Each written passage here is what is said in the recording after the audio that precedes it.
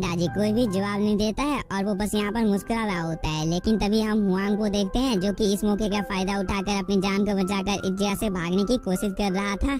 लेकिन इसे पता नहीं होता है कि दूर से इन सब चीजों को चैंग साओ देख रहा है और वो अपने हैवी रूलर से हुआंग के ऊपर अटैक कर देता है, जिसकी वजह से वो इसके नीचे दब जाता है। जिसे देखकर वॉरियर टोंगली एक पल के लिए यहाँ पर बहुत ही ज्यादा शॉक हो जाता है और उसे पता चल जाता है कि उसके सामने जो आदमी खड़ा है वो कोई मामूली कल्टीवेटर नहीं है। तभी चैंग साओ बोलता है, ओल्ड मैन दाजी, टोंगलिंग को तुम मेरे पास लेकर आओ, मैं भी इसे सबक सिखाना चाहता हूँ। इस बात को सुनकर ओल्ड मैन दाजी भी अपने हाथ को टोंगलिंग के ऊपर साफ्ट कर देता है। उसे पीटने के बाद वो चैंग साओ के पास ले आता है।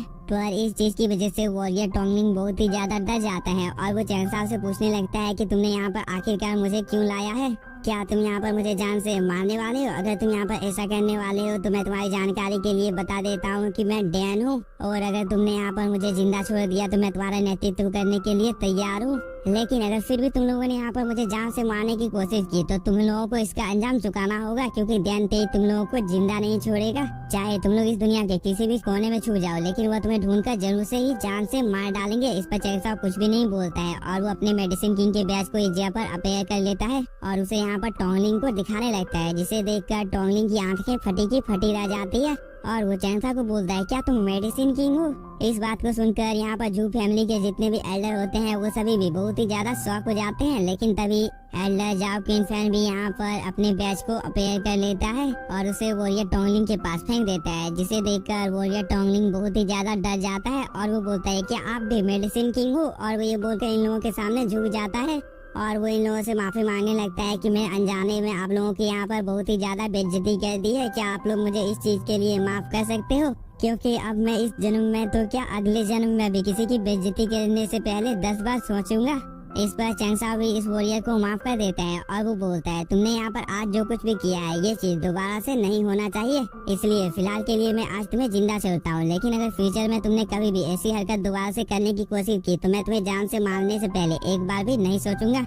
इस पर वॉरियर टोंगलिंग बोलता है, मैं अब ऐसा करने से पहले 10 बार सोचूंगा, और वो ये बोलकर अपनी जान को बचाकर इस जगह से भागने लगता है। इसके बाद हम लोगों को मेंशन के बाहर का सीन दिखाया जाता है, जहाँ पर ये वॉरियर हुआंग को देखकर बहुत ही ज्यादा गुस्से में आ जाता है। तभी कुछ लोग आपस में बात करने लगते हैं कि ये दोनों तो एक ही उम्र के हैं, लेकिन आखिरकार इस मेंशन के अंदर इतना ज्यादा पावरफुल कल्टिवेटर कौन है जिसने इन दोनों को सबक सिखाने की हिम्मत की है? क्या इन लोगों को रॉयल फैमिली के बारे में कुछ भी पता नहीं है? तभी वॉरियर टोंगलिंग यहाँ पर हुआंग को एकदम नजरअंदाज कर अपनी जान को बचाकर भागने लगता है, जिसे देखकर हुआंग बहुत ही ज्यादा परेशान हो जाता है और वो बोलता है, टोंगलिंग तुम मुझे यहाँ पर छोड़कर कहाँ जा रहे हो?